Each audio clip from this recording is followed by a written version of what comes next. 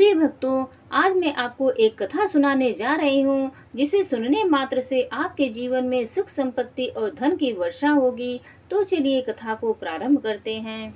माता पार्वती कहती हैं, नागेश्वर गायत्री लिंग की कथा सुनने से पाप मुक्ति और सुख का वरदान भगवान शिव देते हैं। तो चलिए जानते हैं। नागेश्वर गायत्री लिंग एक प्रसिद्ध मंदिर है जो भगवान शिव को समर्पित है। श्री नागेश्वर गायत्री लिंग भगवान शिव के 12 गायत्री लिंगों में से 10वां स्थान रखता है। यह गायत्री लिंग वास्तव में कहाँ स्थित है, यह विद्वानों के बीच मतभेद के कारण स्पष्ट नहीं है। फिर भी गुजरात राज्य में गोमती द्वारका के पास दारूकावन क्षेत्र में इसके प्रामाणिक स्थान होने की मान्यता अधिक है।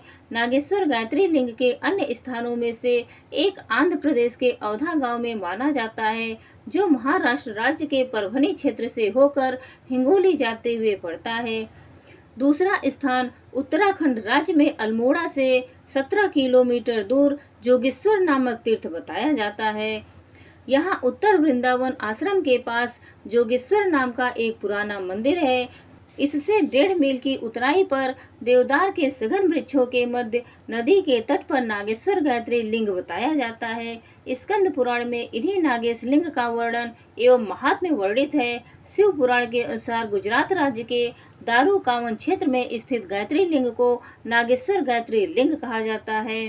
द्वादश गायत्री लिंग स्तुति में भी नागेश्वर गायत्री लिंग को दारूकावन क्षेत्र में ही वर्णित किया गया है। महात्म्य के अनुसार जो व्यक्ति आदर पूर्वक इस शिवलिंग की उत्पत्ति और महात्म्य को सुनेगा और इसके दर्शन करेगा, वह सभी पापों से मुक्त होकर समस्त सुखों का आनंद लेते हुए अंततः परम पद को प्राप्त करेगा। भगवान शिव कहते हैं, हे देवी, सभी व्यक्ति अपने जीवन में कुछ न कुछ दान करते हैं, लेकिन क्या आपको पता है कि सबसे अच्छा और उत्तम दान कौन सा है?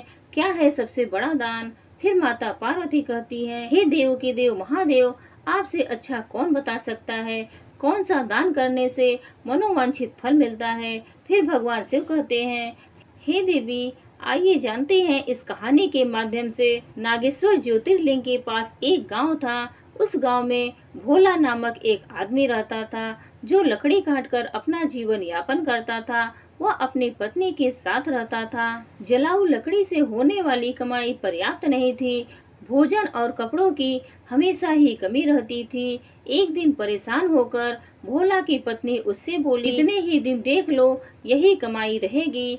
कोई त्योहार नहीं होता, कोई जश्न नहीं होता। इस जलाऊ लकड़ी को काटने और बेचने के बजाय तुम शहर जाकर कुछ काम क्यों नहीं कर लेते? कितने सालों तक हम ऐसे ही जीवन व्यतीत करेंगे? भोला बोला, देखो, मैं हमेशा तुम्हारी बात सुनता हूँ। कितनी बार मुझे कहना पड़ेगा कि मैं इस गांव को नहीं छोड़ सकता। शहर में यहाँ की तरह शांति नहीं है। मैं नहीं चाहता कि अगली बार हमारे बीच यह बात निकले। उसकी पत्नी कहती है, अब हम क्या करें? मैं भी यहाँ उस पाप की वजह से हूँ जिसने तुम्हें बांध रखा है। ठीक है, खाना बन गया है, खाओ और जाओ। भोजन करने के बाद भोला लकड़ी काटने चला जाता है। चलते चलते काफी आगे निकल जाता है। वह सोचने लगता है, आज तो बहुत दूर चला आया, मुझे एक बड़ा पेड़ चाहिए, लेकिन मुझे एक भी नहीं मिला। वहाँ एक पेड़ है पर काफी छोटा है, इसमें मेरा क्या होगा? ठीक है, आज के लिए इससे ही काम चलाना पड़ेगा। वह एक पेड़ काटता है, अपने सिर पर जलाऊ लकड़ी का एक बंडल रखता है और उस लकड़ी को बेचने के लिए जाता है। यह क्या, लकड़ी खरीदने वाला कोई नहीं है?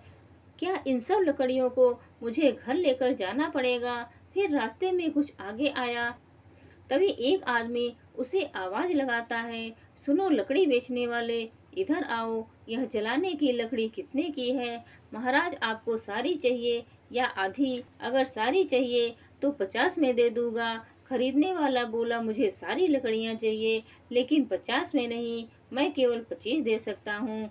अरे महाराज, इस कीमत पर तो मैं नहीं बेच सकता, पर वैसे मैं थक गया हूँ तो दे दूंगा। 25 रुपया ही दे दीजिए, पहले ही बहुत देर हो चुकी है।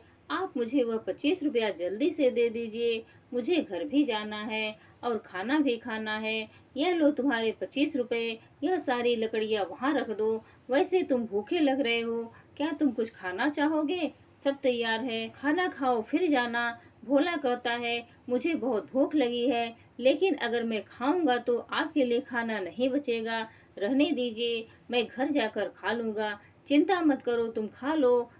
मेरे पास इतना खाना है कि 5 से 10 लोग और खा सकते हैं। जब भी तुम्हें भूख लगे तुम यहाँ आकर खा सकते हो। भोला पूछता है, क्या आप हमेशा ही सबको ऐसे ही खाना खिलाते हैं? ब्राह्मण जी ने कहा, जब तक महादेव मुझे शक्ति देता है तब तक मैं यह काम करना चाहता हूँ। फिर महादेव की इच्छा। भोला ने कहा, ठीक है, मैं तो आज खाना यहीं पर खाऊंगा। उस दिन भोला ने ब्राह्मण के घर पेट भरकर खाना खाया और खाना खाने के बाद भोला ने ब्राह्मण जी को धन्यवाद करते हुए कहा, महाराज आप बहुत अच्छे हैं और उदार दिल के हैं। ऐसा अच्छा काम करने से मैं आपकी मदद करना चाहता हूँ। अब से मैं 50 वाली लकड़ियाँ 25 रुपए में दूंगा। ठीक है, तो अब मैं चलता हूँ। ब्राह्मण जी ने कहा, बेटा सकुशल रहो। भोला ने काटी हुई सारी लकड़ी ब्राह्मण को बेच दी और घर के लिए निकल गया। घर आकर उसकी पत्नी बोली, क्या हुआ, इतनी देर तक क्या कर रहे थे? क्या आज तुम्हें कोई अच्छा सौदा मिला? तो लाओ पैसे मुझे दो। भोला बोला, देखने जाओ सौदा अच्छा नहीं था, 25 रुपए मिले हैं, रोज से कम ही है। यह लो। भोला की पत्नी ने कहा, क्या सच में तुम मुझे सिर्फ 25 रुपए ही दे रहे हो? मैंने सोचा था कि जितना तुम रोज देते हो उससे 2 गुना तो दोगे, लेकिन तुमने मुझे उसका आधा ही दिया है। तुम इतने लंबे समय से कहाँ थे, क्या कर रहे थे? अरे मैं लकड़ियाँ बेचने निकला था, पर कोई खरीद ही नहीं रहा था। तो मैं हमारे पास के गांव में एक ब्राह्मण के घर गया था। वहाँ पर जो भी जाता है वह उन्हें प्यार से खाना खिलाते हैं। ऐसे लोगों के लिए हमें कुछ न कुछ जरूर करना चाहिए। भोला की पत्नी कहती है, हमेशा खाना देता है, फिर तो वह बहुत पैसे वाला होगा, नहीं तो वह यह कैसे करेगा? इतने लोगों को खाना देने वाले की तुमने कैसे मदद की? भोला बोला, वह इतने अमीर नहीं है जितना तुम सोच रही हो। वह दान की अच्छी भावना रखते हैं, शिव मंदिर के पुजारी हैं और वह अपनी कमाई से ही सबको खाना देते हैं। मैं तो पूछ रही थी कि तुमने उस ब्राह्मण की कैसे मदद की? हमारी आमदनी बहुत कम है, हम क्या मदद कर सकते हैं? स्वर्ग जाने के बारे में मत सोचो, पहले धरती के बारे में सोचो। फिर भोला कहता है, तुम्हें पता भी है मैंने क्या किया है? मैंने उन ब्राह्मण से कहा कि जो लकड़ी मैं लाता हूँ उसे आधे दाम में दे दूंगा और कल से कुछ लकड़ियाँ उनके लिए और बाकी लकड़ियाँ हमारे बेचने के लिए काटूंगा। पत्नी बोली, इतना ही काफी है, लेकिन अगर तुम जलाऊ लकड़ी के 2 ढेर नहीं काट सकते तो तुम ऐसे ही 25 रुपए लेकर आओगे और मैं 25 रुपए में घर कैसे चलाऊंगी? तुम ही बताओ। भोला बोला, मैं जो चाहता हूँ उसे पूरा करने की कोशिश करूँगा।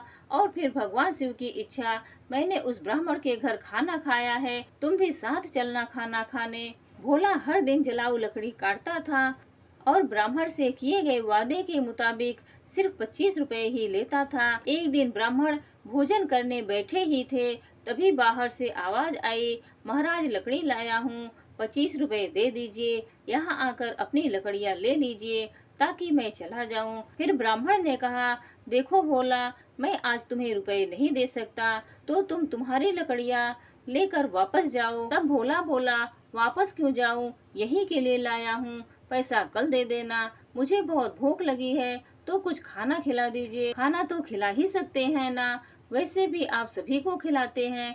ब्राह्मण ने कहा, बहुत अच्छे। भोला पहले अपने हाथ पैर धो लो, तब तक मैं भोजन की व्यवस्था करता हूँ। ब्राह्मण घर में जाकर अपनी पत्नी को यह बात बताते हैं और उनकी पत्नी बोली, आपने ऐसा वादा क्यों किया? हमारे घर में खाने के लिए कुछ भी नहीं बचा है सिवाय उस खाने के जो आप अभी खाने वाले हैं। हम इस समय भोला को कैसे खिलाएंगे?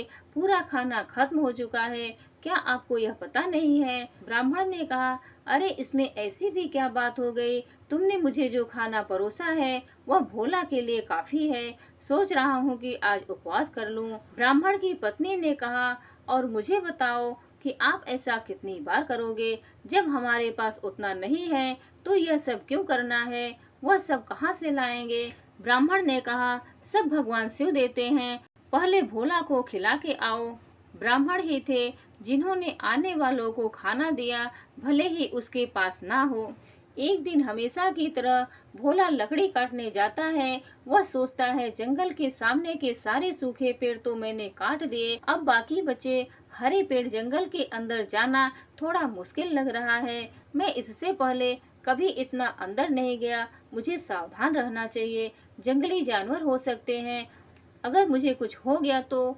यह सोचकर भोला जंगल के बीच चला जाता है। इतनी दूर आ गया पर कोई पेड़ नहीं मिला। यह अच्छा लग रहा है, एक शाखा ही काफी है, अगर मैं इसे काटता हूँ तो 2-3 ढेर बन जाएंगे, पहले ही बहुत देर हो चुकी है। ऐसा सोचकर भोला उस बड़े पेड़ पर चढ़ गया और उस डाली पर बैठकर उसी डाली को काटने लगा। बहुत बड़ी शाखा होने के कारण शाखा टूटकर बगल के पेड़ के नीचे टीले पर गिर जाती है। फिर अचानक ही वहाँ एक तपस्वी संत प्रकट हो जाते हैं और क्रोध में बोलते हैं, मेरी तपस्या किसने भंग की है? लगता है वह तुम ही थे। मैं तुम्हें श्राप देता हूँ कि तुम एक कुत्ते बन जाओगे। भोला घबरा कर कहता है, अरे महाराज, मुझे नहीं पता था कि आप यहाँ नीचे बैठे हैं। मैं यहाँ 100 साल से तपस्या कर रहा हूँ और तुमने मेरी तपस्या भंग की है। भोला ने कहा, मैं तो रोज पेड़ काटने आता हूँ और जलाने की लकड़ियाँ बेचता हूँ, मैंने जानबूझकर ऐसा नहीं किया, मुझे माफ कर दीजिए। महाराज कृपया इस श्राप को वापस ले लीजिए। तपस्वी संत बोले, मैंने क्रोध में आकर तुम्हें श्राप दिया क्योंकि तुमने मेरी तपस्या भंग की। इस श्राप को वापस लेना संभव नहीं है, पर मैं तुम्हें एक उपाय बताता हूँ, सुनो। भोला बोला, कृपया मुझे बताइए महाराज, मैं इस श्राप से छुटकारा पाने के लिए क्या करूं? तुम ऐसे लोगों को ढूंढो जो सबसे अच्छा दान देते हो। उनके खाने के बाद अगर उनके खाने में कोई भी दाना बच जाता है तो उसे खाकर तुम श्राप से मुक्त हो जाओगे। अगर तुम अपने अभी के रंग से पूरी तरह के सफेद हो जाते हो तो तुम इस श्राप से मुक्त हो जाओगे। भोला रोते हुए कहता है, मैं अपनी पत्नी को रोजाना जलाऊ लकड़ी काटने से मिलने वाले पैसों से सहारा देता हूँ, अब मैं कुत्ता बन गया हूँ तो मेरी पत्नी का क्या होगा? तपस्वी ने कहा, चिंता करने की जरूरत नहीं है, तुम्हारी पत्नी को पैसे की कोई कमी नहीं होगी, महादेव जी हैं जो इसकी व्यवस्था करेंगे। इस बार जब श्राप टूटेगा तो तुम अपने कष्टों से मुक्त हो जाओगे और धन धान्य से सुखी जीवन व्यतीत करोगे। श्राप के कारण कुत्ते में बदल जाता है, मुझे अब इजाजत दीजिए। तपस्वी इतना कहकर वह श्राप से छुटकारा पाने के लिए यात्रा शुरू करता है। भोला सोचने लगता है, जैसा तपस्वी ने कहा था, मुझे सबसे अच्छा दान देने वाले कहाँ मिलेंगे? मेरी कुछ भी समझ में नहीं आ रहा है। वह ब्राह्मण है ना, वह बड़े ही उदार दिल के आदमी हैं। अब मैं पहले प्रयास के रूप में ब्राह्मण के पास जाता हूँ। भोला कुत्ते के रूप में ब्राह्मण के घर जाता है। ब्राह्मण अपने पत्नी से कहते हैं, चलो अच्छा हुआ आज मैं बिना किसी परेशानी के सभी मेहमानों को खाना खिला पाया। सच में मैं बहुत संतुष्ट हूँ। देवों के देव महादेव मुझे उन सभी को खाना खिलाने की शक्ति दे जो आज यहाँ आए हैं। ब्राह्मण के खाना खा लेने के बाद उनकी पत्नी ने बाकी खाना बाहर फेंक दिया। भोला जो कुत्ते के रूप में वहाँ आया था, उस ब्राह्मण के खाने से बचा हुआ खाना खा लिया। खाना खाते ही उसका आधा शरीर तुरंत सफेद हो गया। भोला खुश होकर कहता है, मुझे लगा ही था कि ब्राह्मण बहुत ही उदार आदमी है, मुझे तुरंत ही आधे श्राप से मुक्ति मिल गई, लेकिन पूरी तरह श्राप मुक्त होने के लिए किसी दूसरे आदमी को ढूंढना होगा। कोई आसपास मिल सकता है, शायद मुझे श्राप से मुक्ति मिल सकती है। अगर दिए गए श्राप से मुझे मुक्ति मिल जाती है तो श्राप से मुक्त होने के बाद मैं धन धान्य और सुख के साथ रहूंगा।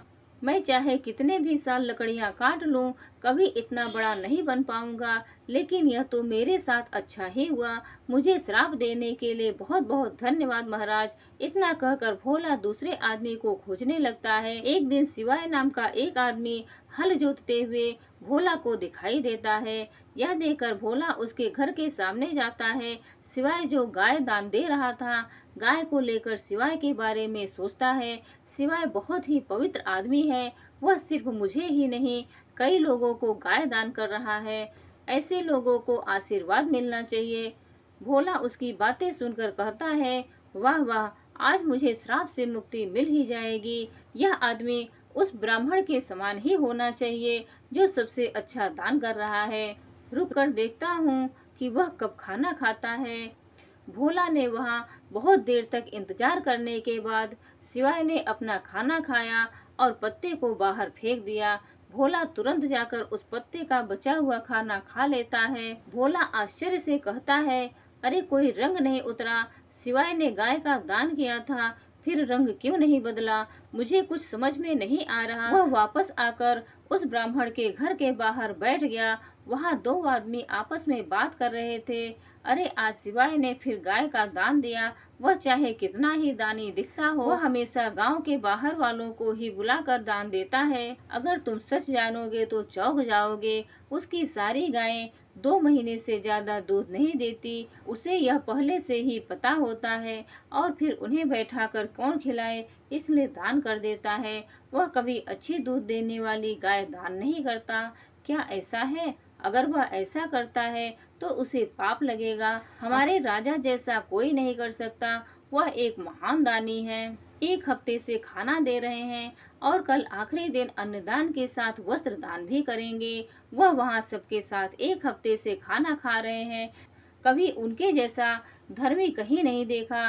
अरे यह तो कुछ भी नहीं है। उन्होंने हमारे लिए अच्छी सड़कें बनवाई हैं, हर जगह कुएं और तालाब भी खुदवाए हैं। मतलब उन्होंने बहुत कुछ किया है।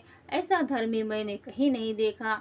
यह बातें सुनकर भोला बहुत खुश हुआ। उसके मन में विचार आया कि अब तो तय है कि मुझे श्राप से मुक्ति मिल ही जाएगी। मुझे तुरंत राजा के पास पहुंचना चाहिए। वह राजमहल के बजाय लोगों के साथ खाना खा रहे हैं। इस अवसर का लाभ उठाना चाहिए। अगले ही दिन भोला उस जगह पर पहुंच गया जहां राजा खाना दे रहे थे। वहां उसने राजा को कपड़े बांटते हुए देखा।